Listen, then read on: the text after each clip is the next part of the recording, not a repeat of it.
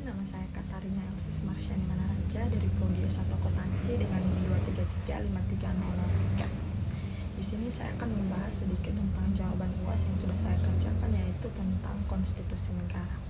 Konsep konstitusi negara di Indonesia dikenal sebagai Undang-Undang Dasar Negara Republik Indonesia tahun 1945, yaitu landasan hukum tertinggi yang mengatur struktur pemerintahan, hak dan kewajiban warga negara, serta mekanisme pemerintahan.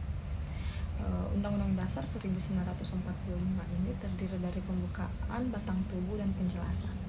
Fungsi dari Agensi Konstitusi Negara di Indonesia terbagi atas 5 bagian, yaitu yang pertama, menjamin stabilitas pemerintah, yaitu mengatur pembagian kekuasaan untuk mencegah yang namanya penyalahgunaan. Yang kedua, perlindungan hak asasi manusia, yaitu menjamin hak-hak dasar warga negara di Indonesia. Yang ketiga, kepastian hukum, di mana semua peraturan harus sesuai dengan hukum ataupun konstitusi. Keempat, pedoman perubahan, yaitu menyediakan mekanisme untuk amandemen.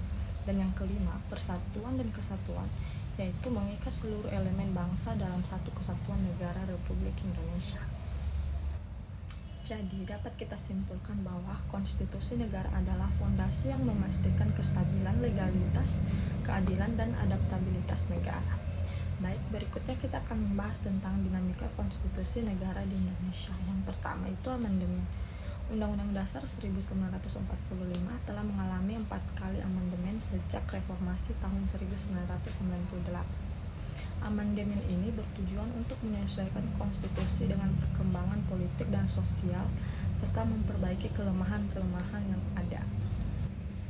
Yang kedua, desentralisasi, yaitu pemberian otonomi daerah yang lebih luas melalui perubahan konstitusi untuk memperkuat pemerintah daerah dan mengurangi sentralisasi kekuasaan. Yang ketiga, peran Mahkamah Konstitusi atau sering disebut dengan MK didirikan sebagai hasil amandemen untuk menguji konstitusionalisme undang-undang dan menyelesaikan sengketa-sengketa pemilu.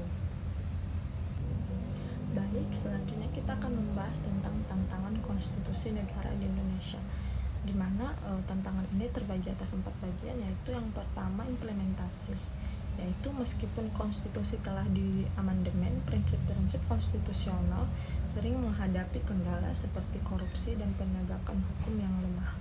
Yang kedua, kesetaraan hak, yaitu masih ada tantangan dalam memastikan kesetaraan hak bagi semua warga negara termasuk kelompok minoritas dan rentan. Yang ketiga, desentralisasi versus sentralisasi, yaitu di mana menyeimbangkan antara otonomi daerah dan kontrol pusat agar tidak terjadi kesimpangan. Keempat, yaitu perubahan sosial dan teknologi.